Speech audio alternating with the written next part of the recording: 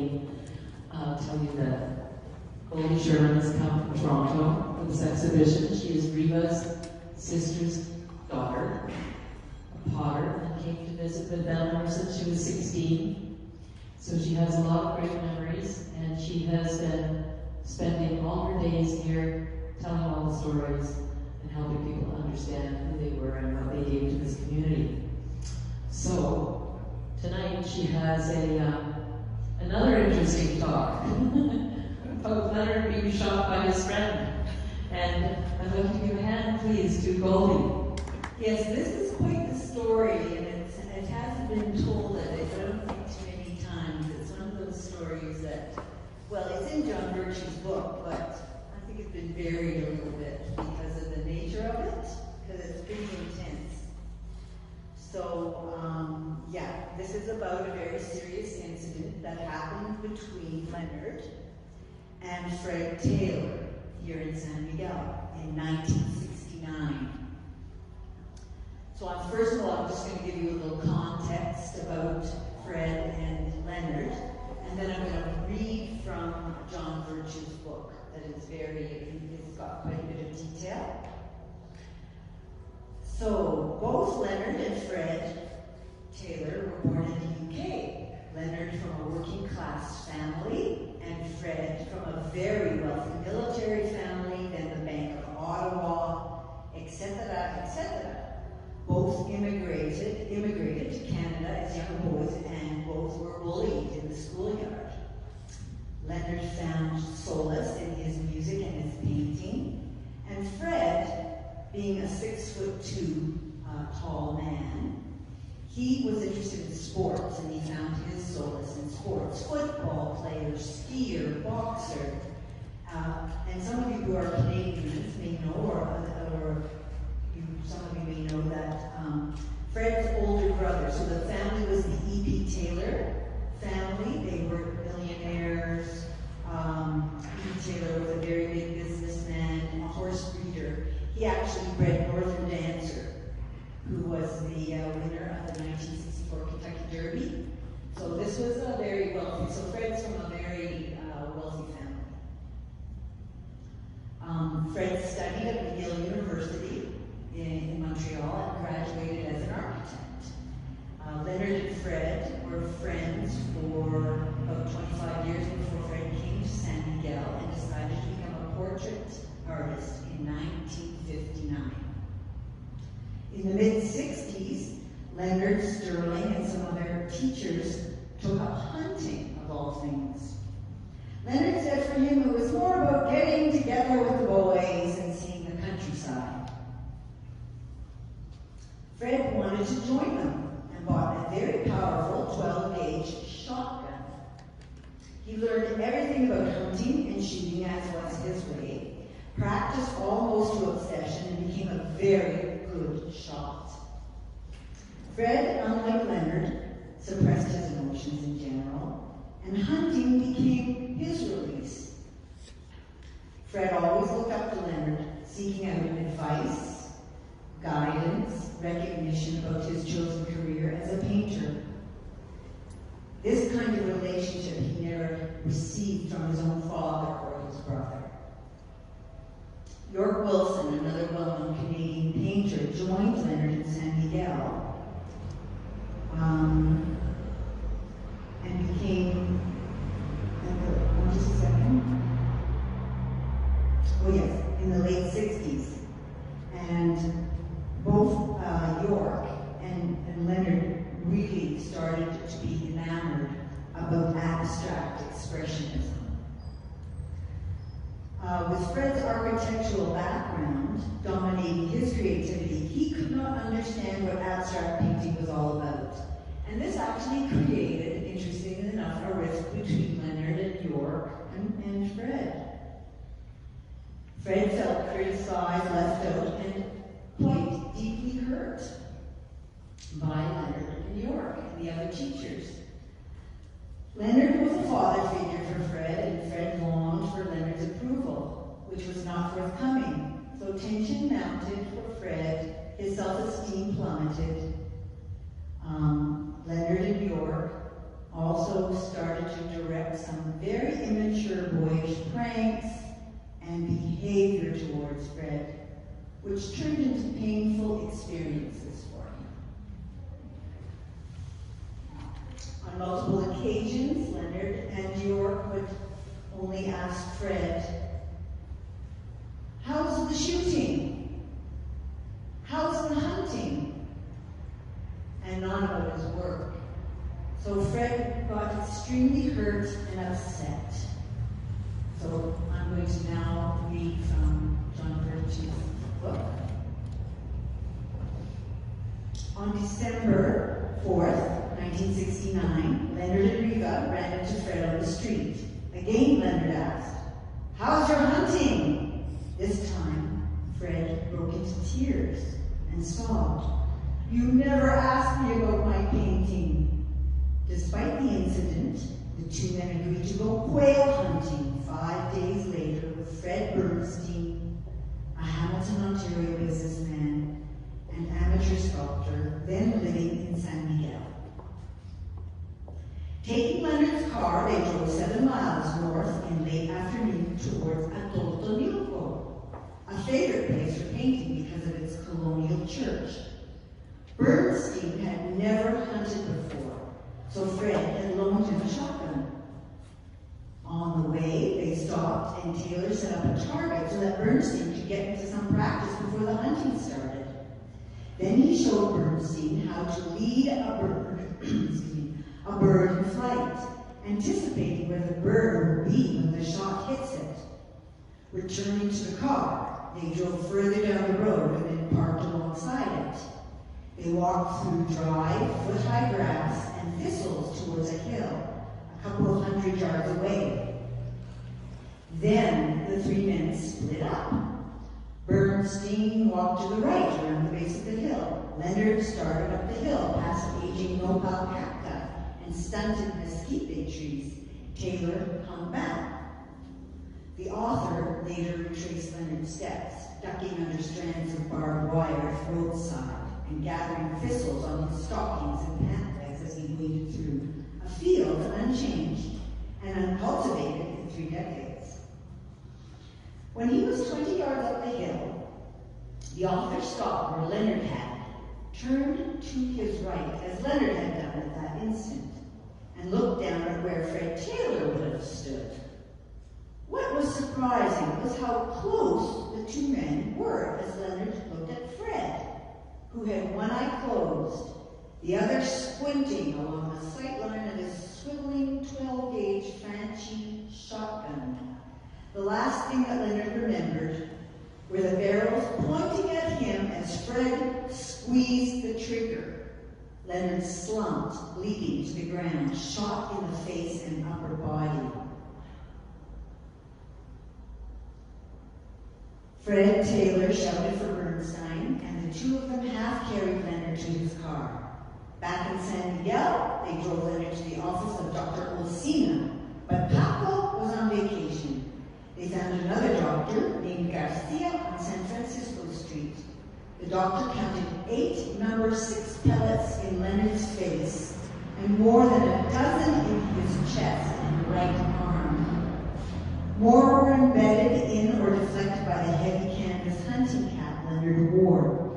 Other buckshot shattered and bounced off his glasses. His right eye was bruised.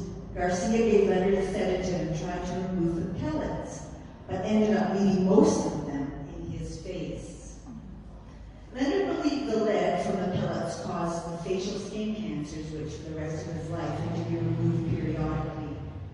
Bothered by his teeth, Leonard went to a dentist who discovered a pellet embedded in his gums. It was cut out.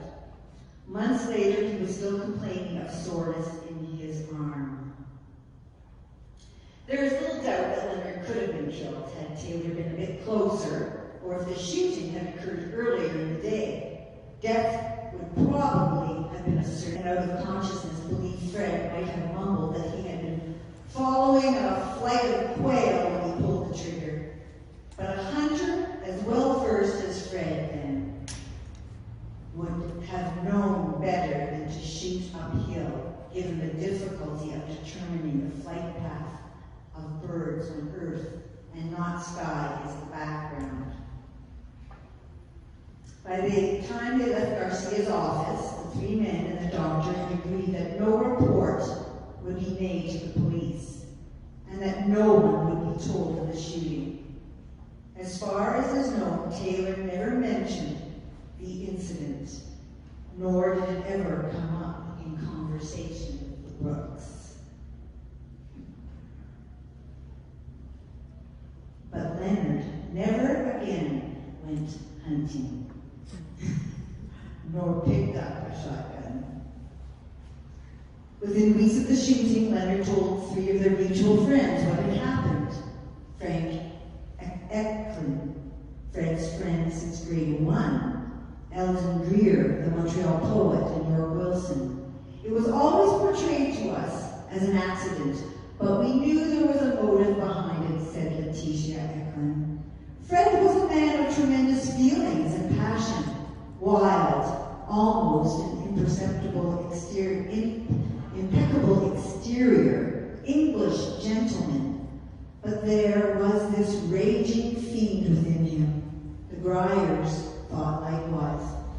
Gut reaction, bang! He had received so many barbs from Leonard, said painter Sylvia Tate, Eldon's wife. Perhaps Harry Mayerovich, who knew Fred for almost 60 years, put into perspective the Canadian drama that unfolded in the Mexican countryside. Fred had a suppressed violence. We always felt he had something bottled up that wanted to explode. Leonard had to get rid of some of his hostilities, and Fred was an easy target. Isn't that sad? Imagine poor Fred, money-wise, having no problems, having a certain amount of recognition, still being very unhappy. He couldn't get the things he really wanted. I guess a psychologist would say he needed his father's approval and Leonard's approval. He received neither. So whose broadback appeared in Fred Taylor's gun sight that late afternoon in December? While Leonard believed there was intent behind the shooting, Reva tended to ignore the incident because she genuinely liked Fred. Like so many of the ladies in San Miguel, she was captivated by his courtly manners and gentlemanly charm. As a result, the frequent dinner invitations exchanged between the Brooks and the Taylors continued. Since the shooting occurred on the eve of the Christmas season, Leonard could not avoid the many social appearances. He wore sunglasses, put band-aids over the pellet holes, and explained he had been in an accident. That was how he appeared on the 22nd of December for dinner at the Taylors. Ironically, the main course was duck, shot by Fred. Lousy duck dinner, wrote Leonard.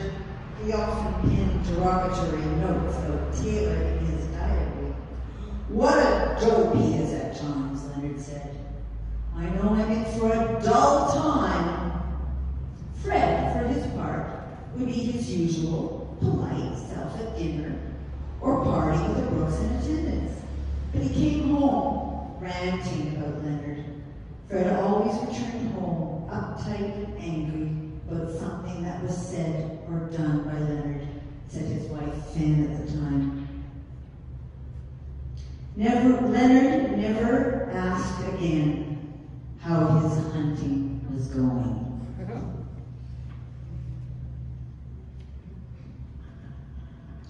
By 1987, Fred Taylor's mental health had deteriorated greatly for various reasons.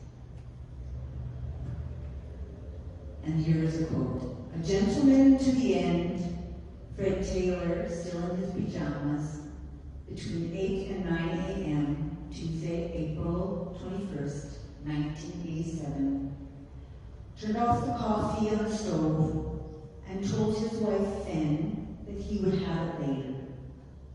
He had been upset and nervous since the night before, had been looking for his keys that morning, and he went into the garage and got his shotgun and shot his head off through his mouth.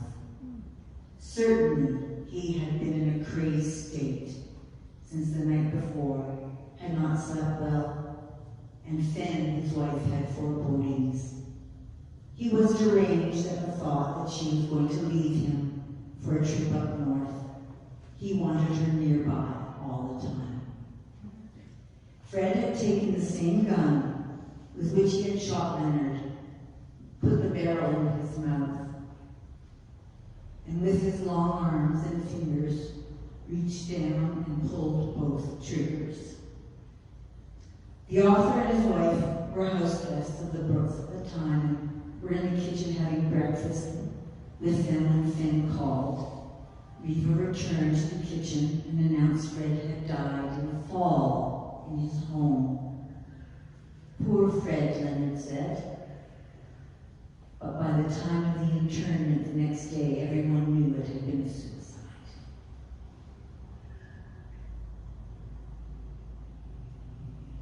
An unbeliever, Taylor had not wanted a funeral service of any kind, but Letitia Eklund, also an unbeliever, had insisted with Finn, you can't just stick him in the ground with no attention paid.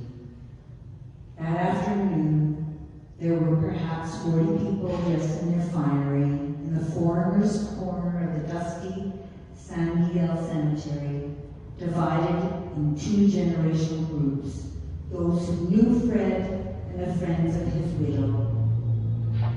Frank Eklund recalled his friendship with Fred going back to primary school.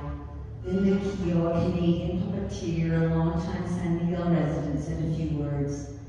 Then Letitia Eklund, former actress, read a eulogy from Act 4, Scene 2 of Shakespeare's Cymbeline.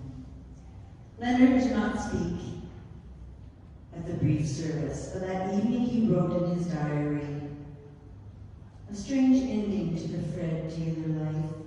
And when I think how I was shot in the face by him in a hunting accident and survived, it was a deep sadness.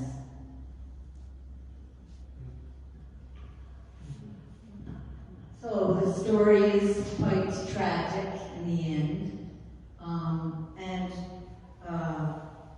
I had not really heard the story before I read it in the book.